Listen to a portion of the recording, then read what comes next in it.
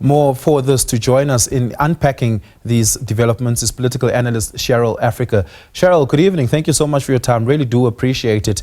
The Freedom Front Plus didn't maintain the momentum that they had in the 2019 election when they started eating into the DA's voter base and constituency.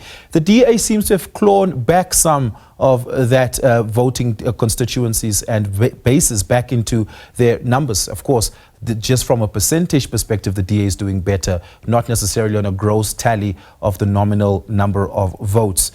What has the Freedom Front Plus not gotten right this time around, or what has the Democratic Alliance gotten right this time around that have seen these two parties sort of trade those votes back and forth between the last 3 election cycles? Yeah. Hi, good evening. So I think, that is for those particular parties to do an evaluation and to introspect.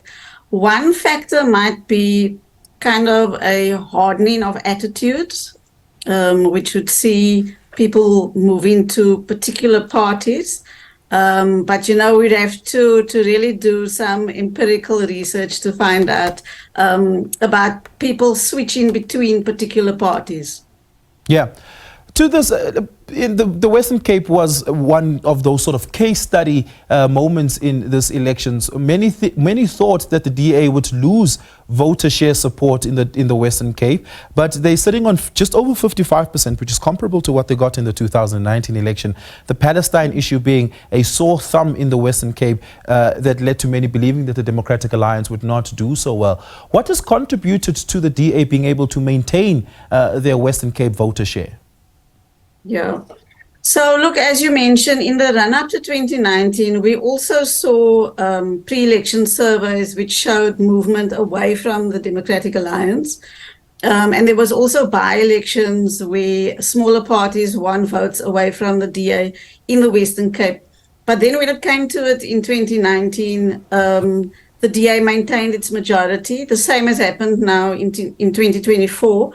And, I think it's got to do, well, firstly, voting is a very complex matter in South Africa and in the Western Cape.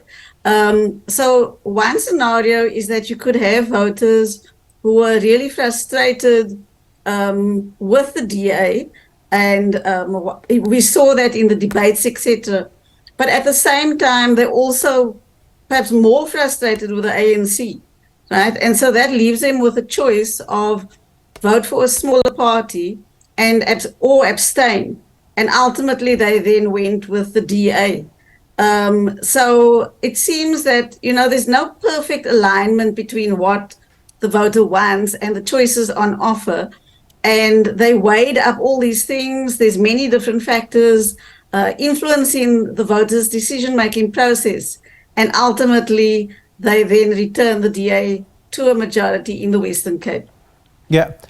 The Democratic Alliance has not really grown much on the national front over the last 3, maybe even 4 election cycles. Well, they did kind of grow from 2009 to 2014. That was still when Helen Zille was at the helm of the party. But since 2014 to now, we haven't seen a nominal growth in the DA's numbers. Can we then truly say the DA contributed to the weakening of the ANC, or was the ANC's factionalism splitting the only thing that contributed to the ANC's decline? No, so what I would argue, both of the aspects that you mentioned, but even more important for me is the national developments, the ANC's national developments. So you'll remember that in the Western Cape, the National Party actually won outright with outright majority in 1994. And then the ANC actually received the highest proportion of the votes in 1999, although they were still not able to take control of the province. But in the election thereafter, the ANC did take control of the province.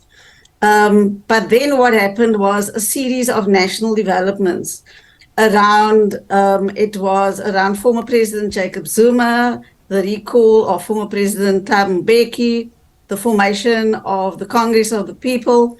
And in that context and that climate, in 2009, the DA messages, which they had indicated in previous elections, so there was consistency, those messages now resonated a lot more with voters in the Western Cape. So yes, it was provincial dynamics in the ANC in the Western Cape, but I would argue that national developments at the same time played a very important role as well. Yeah, and just lastly to this, racial, tribal and ethnic dynamics seem to be a feature a lot of pundits seem to inscribe into the election voting patterns. Did that at all play a role? If you see in the Western Cape, for instance, the Coloured Congress didn't do as well as they thought they would have off of the back of the DA's fallout on the Palestine matter. But you've seen the Patriotic Alliance, who's also said to make an ethnic appeal to the coloured voter base, being a party that has seen some sort of surge in their voter tally in the National Assembly. But then many argue that the MK party relied quite heavily on the Zulu nationalist vote in KwaZulu-Natal. Did ethnic and tribal voter patterns at all play a role in voting this time around? Yeah, so there is a narrative which is re-emerging, and it's actually a massive debate regarding the Western Cape, which has taken place since 1994. Now, we cannot discount the importance of identity and race in particular, and in the province. The problem with that explanation is that it's quite simplistic, right? It doesn't take us very far, and also it allows political parties to deflect attention away from themselves. Right, it puts the attention on the demographic features of the electorate, which is very, very problematic. It leads to many, many concerns and challenges. Yeah. Professor Cherrel Africa, thank you so much for your time this evening. I really do appreciate it. That was political analyst, Professor Cherrel Africa.